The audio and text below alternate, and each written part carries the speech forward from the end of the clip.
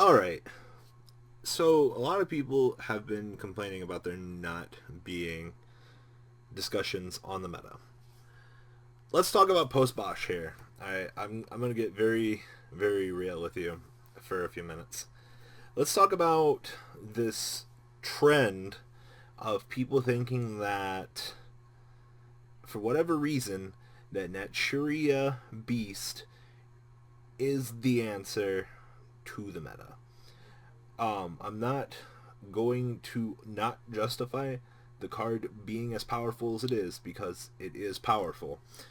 But the thing that I'm seeing a lot of players not like consider is how easy the card is to out. If you're going for a dedicated beast play, you're gonna have to open up relatively well. You gotta play bad cards like Palomaro, Glow Up Bulb.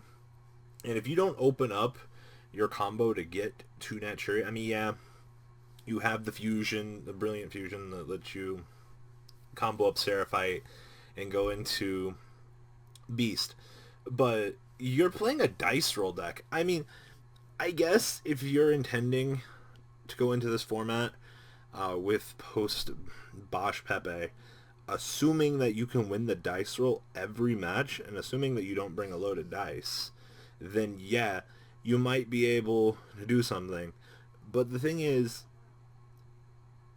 Pepe does have answers to it. It's called Hat Tricker. You know, normal summon a level 4 going to Hat Tricker. Bada bing, bada boom. You know, Beast is easily outed.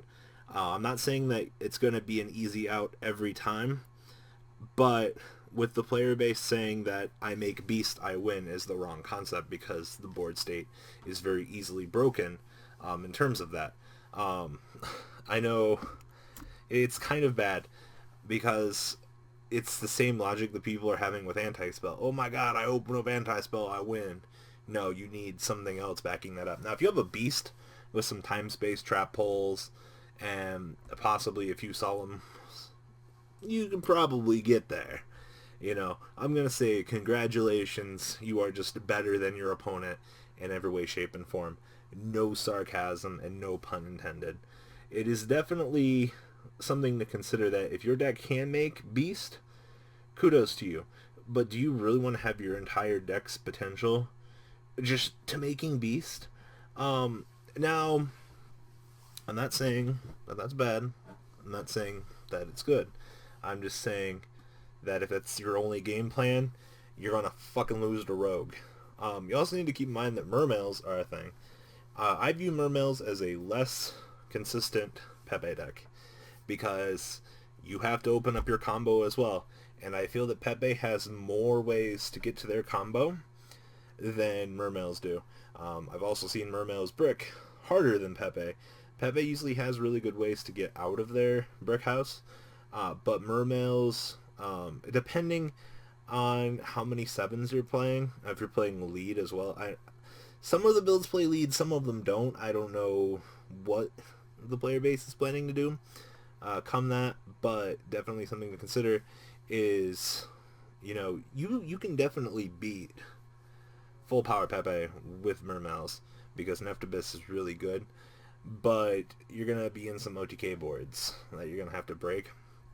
You're also going to have to deal with the board that Pepe can generate and post side decking, and that can be really hard for Mermails.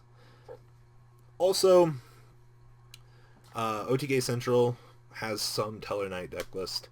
It's like 20 traps, 3 main anti-spells. The deck's like 40-60 with Pepe, but 40 is not a bad percentage considering how ridiculous, you know, Pepe is.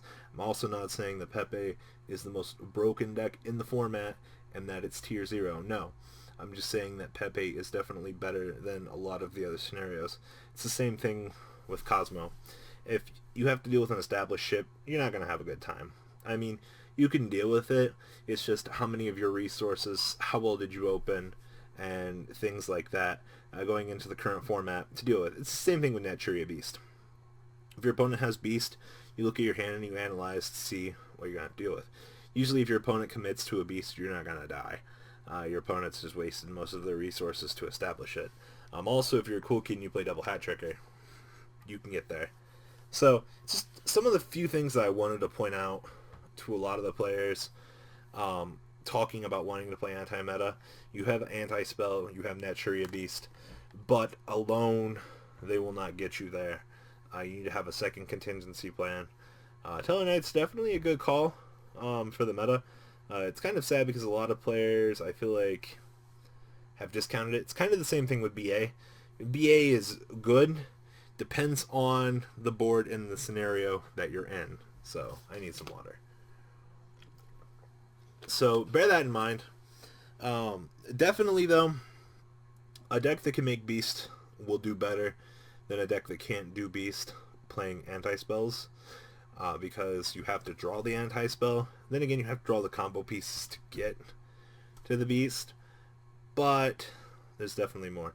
If your deck can play Beast and anti-spell, you can probably go 5-2, 6-2 at a regional and get your invite. Possibly. You just have to make sure that you're going to be well adjusted to Mermails.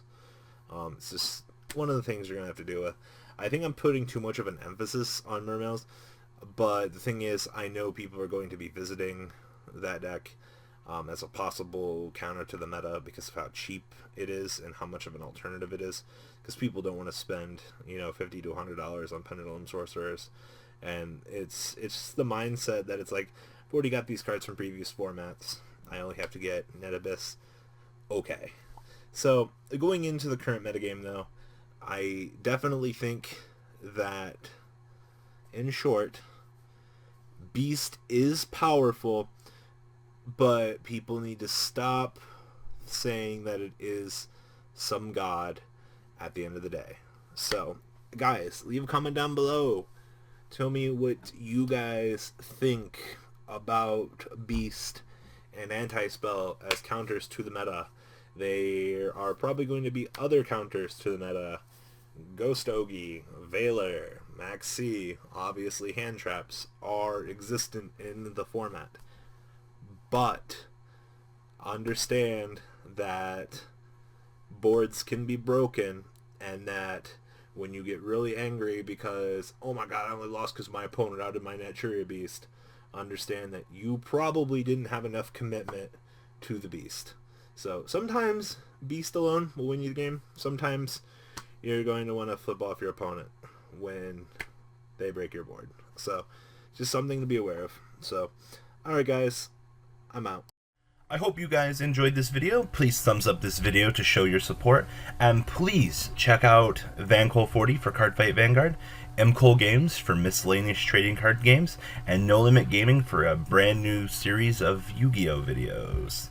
Thanks for watching.